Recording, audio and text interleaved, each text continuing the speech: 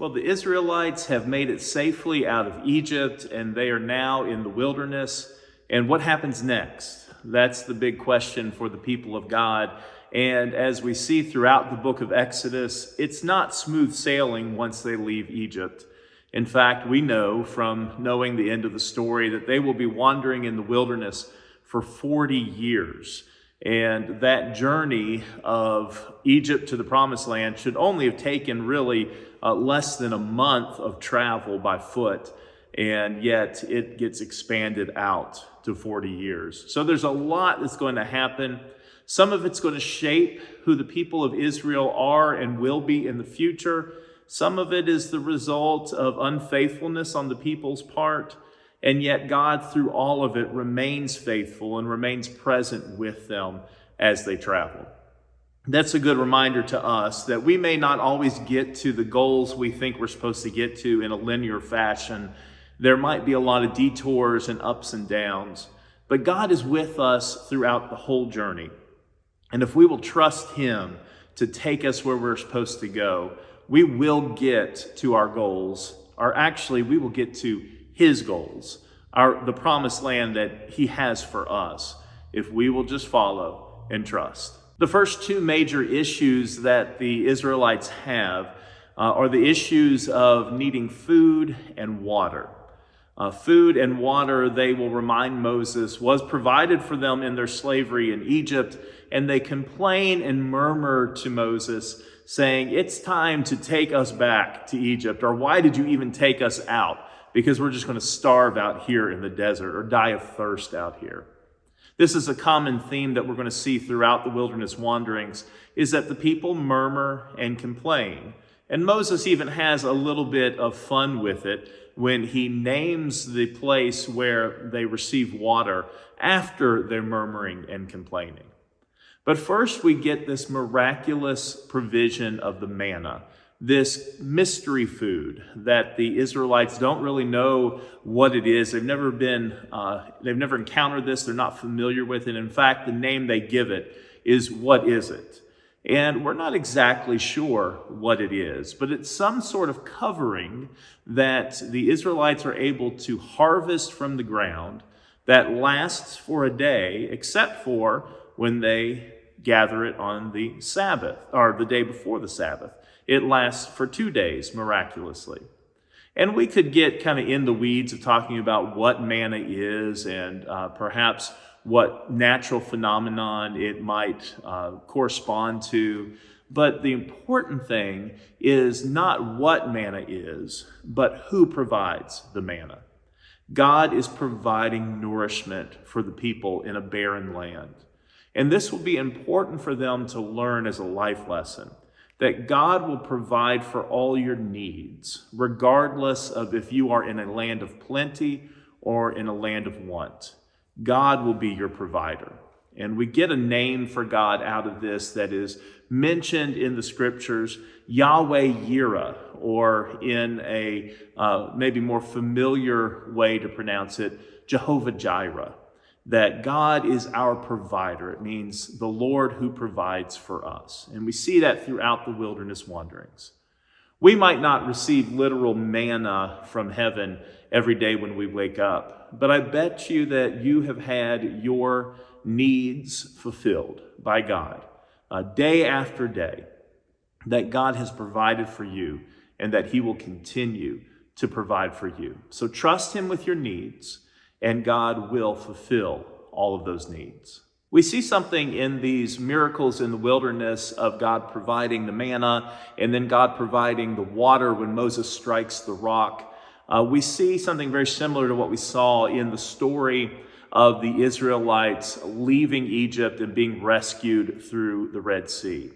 We see that God is in control of all the natural elements of the earth. Back when we first started talking about the plagues and talking about how Pharaoh had made this statement, "Who is the Lord? I do not know who the Lord is."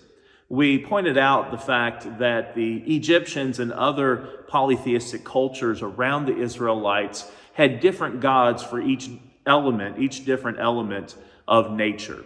a God of the wind, a God of the grain, a God of the harvest, a God of the water, a God of the dry land. All of these things were controlled by different gods.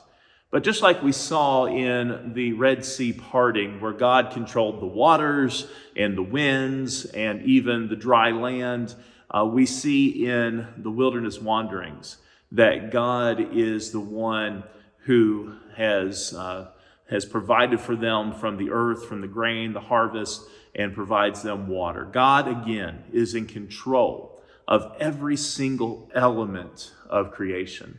And just as Pharaoh learned exactly who the Lord was through the Lord's control of these elements, the Israelites are learning more intimately and more deeply who the Lord, who Yahweh is, by him providing all of their needs, regardless of what part of creation that need springs from. I'd like to go back real quickly to this idea of the murmuring and the complaining of the Israelites in the desert. We see that Moses, when God provides the water out of the rock, Moses names that place Massah and Meribah. Massah meaning test, and Meribah meaning quarrel. And it's again because of the response of the Israelites to their thirst. It was not a response of trust. Hey, Moses, let God provide for us right now. It was a response of testing and quarreling and challenging Moses and his authority. We need to remember how destructive that quarreling and backbiting and complaining can be in the community of faith, in our families, in the workplace, in all of those areas in which we connect and commune with other people. That kind of talk, those kinds of attitudes can be destructive. And so let's remember, as followers of Jesus Christ who trust in the Lord, to not be a complaining and murmuring people, but to trust God even when things are difficult. We also see in our readings for this week the first incident that is going to set the stage for the entire history of Israel, and that is their conflict with the nations surrounding the Promised Land. We obviously are going to see them in conflict with these nations as they move into the Promised Land to conquer that land. And we're going to see that in the rest of their story of the Old Testament, as all these nations around them, including Assyria and the Babylonians, are going to come in and try to take their land, destroy them, and take them captive. And even into Jesus' day, after the Greeks had already conquered Israel, and then the Romans conquered them, and even after Jesus' time, when Jerusalem is finally destroyed by the Romans, they're going to continue to have this conflict with the nations around them, in which other nations want to attack them, take the Promised Land, and hurt or destroy the Israelites. And we get this first instance here in our reading with the Amalekites. And what is interesting is that we get introduced to a new character, someone that is going to play a very large role in the rest of the wilderness wanderings and the conquest of the Promised Land, and that is Joshua. And we see him as being the leader, even at this point, of the fighting men of the Israelites. I don't know if we can really call them an army yet. This is their first conflict, and it's not as if they are a trained army. But the important thing here that we see is that God is going to be with them, and God is going to fight the battle for them that they cannot win by themselves. And so Moses, as we read, he goes up onto the mountain, and his arms, he holds up his arms, and then they're held up by Aaron and Hur, so that as long as his arms are reaching towards God, reaching towards the heavens, then the Israelites prevail. And when his arms start slipping down, the Amalekites prevail. And so this is an important lesson. It's not magic. It's not anything superstitious. It's an important lesson for us that if we will reach out to God, then we can trust God to fight the battles for us that we cannot possibly win on our own. Now, Paul reminds us in the New Testament that our battles are not against people. Our battles are not against nations or against flesh and blood. Our battles are against the powers, the spiritual powers of this world. And so we are fighting spiritual battles. We're not fighting, blood battles. We're not fighting battles with weapons. We're not fighting battles with our hands. We're not fighting battles against people. That's very important to remember now. This was a different culture. It was a different setting. And so we should look at holy war differently than the Israelites were experiencing it here in the book of Exodus and in the Old Testament. And we can talk more about that later. But the important lesson for us is that we allow God to fight all those spiritual battles for us. Reach your arms, reach your hands, reach your heart out to heaven and allow God to fight for you. I cannot imagine the stress and the strain that Moses is under as he leads this large group of people in an unfamiliar territory, in a barren region, and trying to lead them into something better. That is just an amazing weight and burden that he is carrying. And when he meets up with his father-in-law Jethro as they are wandering in the wilderness, Jethro can see this great burden that is weighing Moses down. And he gives him some great advice. He tells Moses to teach the people about the covenant and the expectations of God, the requirements of God. And he tells Moses to break the people up into divisions, basically, and appoint leaders, trusted leaders over them so that they can be judges over the people of Israel, so that they can handle the small matters, and then Moses can just have to handle the big, weighty matters that the community faces. And this is important for a couple of reasons for us today. It reminds us, first of all, that we all have responsibility for our faith. As Jethro tells Moses to teach them about the requirements of God, to teach them about the statutes of God. It reminds us that we can't just depend on our religious leaders to teach us. We have to do that work ourselves. We have to be active in the scriptures. We have to be active in praying and study.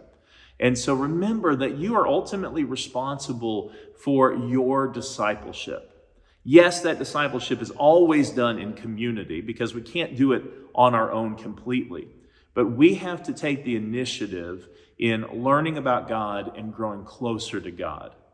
Secondly, it reminds us of the importance of leadership in the church or in the community of faith, that we all need to take leadership positions. We are all gifted in different ways. We can't all do the same work that other people do. There are things that I have been called to do, and there are things that I am not good at, that I have not been called to do. Now, this is the same for everyone within the community of faith. We all have a place of leadership. And we should all be praying about what is that place of leadership that God wants me to take. And you're never too young or too old to have a position of leadership and responsibility within the community. So this is going to really help Moses as he leads.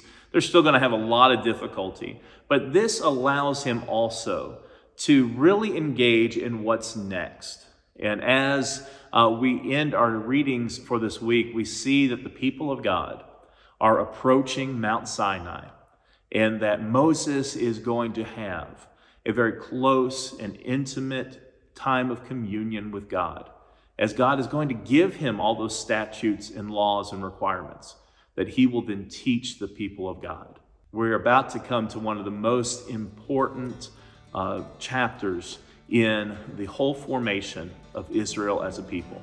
And I look forward to going over that with you next time we're together. So I hope you have a great day, have a wonderful week, and remember that Christ is risen this Easter season.